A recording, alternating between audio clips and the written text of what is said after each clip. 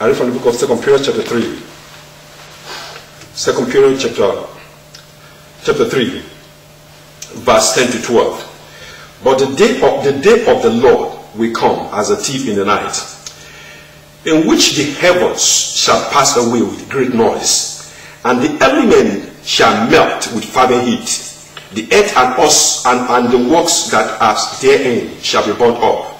Saying then that this thing shall be dissolved, what manner of person ought ye to be in all holy conversation and godliness? The Bible says here that saying that the day of the Lord is coming very soon, saying that the earth shall be melted away with fervent heat, with a heat that we cannot predict.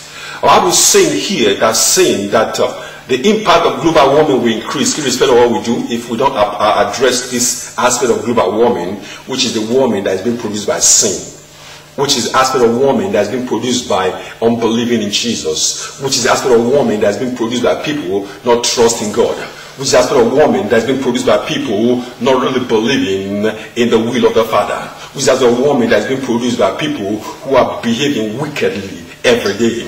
So this act of sin, this act of ungodliness, this act of not believing in Jesus, this act of not being redeemed, produce a heat of sin every day, produce a heat that sent onto the throne of God. And all this sin, all this heat have a cumulative effect of trying to descend back to the earth, reduce and increase every effect that we're seeing in global warming.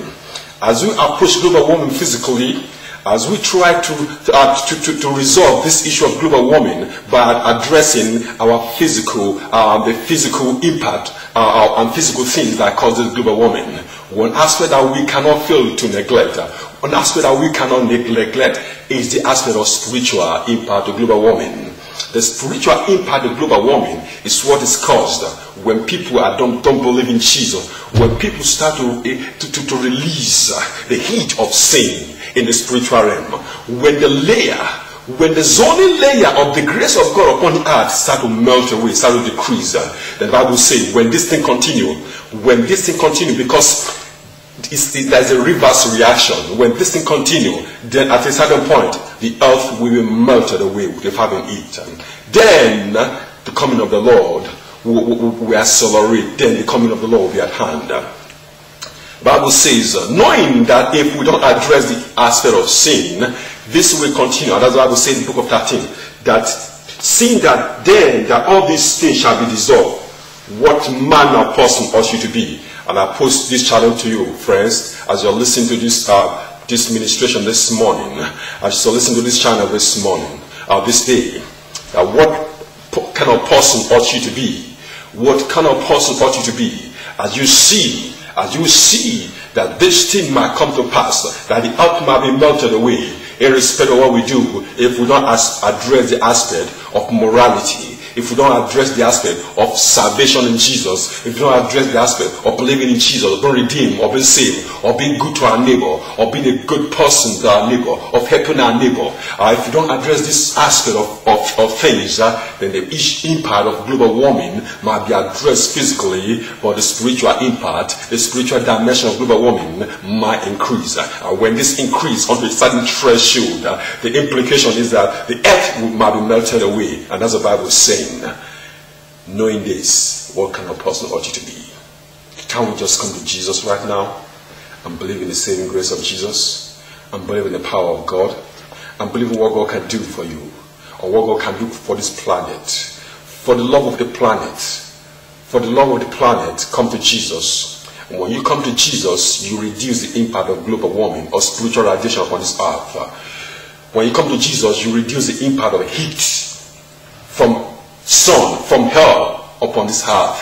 When you come to Jesus, you cover yourself with the grace of God. And what the grace of God, the cumulative grace of God does is that it reduces the impact of global warming. Because one person says it's one heat from hell upon the face of the earth. God is speaking to you today. I'll pray with you if you want to give your life to Jesus Christ. If you want to be good, you want to say, how can I be good? How can I help my neighbor?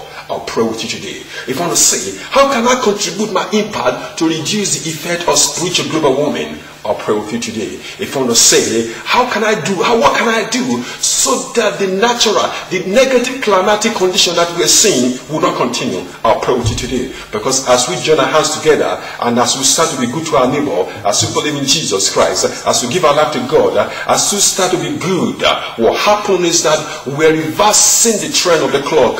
Then things will go into their normal perspective. Because my friends, Jesus is coming very soon. As things continue this way, Jesus is coming very soon. We are celebrating the coming of Jesus, and that's the Bible saying in that book of 2 Peter that this earth will be melted away, irrespective of what we do, irrespective of conferences and consultations, irrespective of what we do to reduce the impact of global warming. If we don't address the impact of morality, being good to our neighbor, being good to reconciling with God, being covered by the blood of Jesus Christ, the increase of global warming will increase. I'll pray with you right now. Father,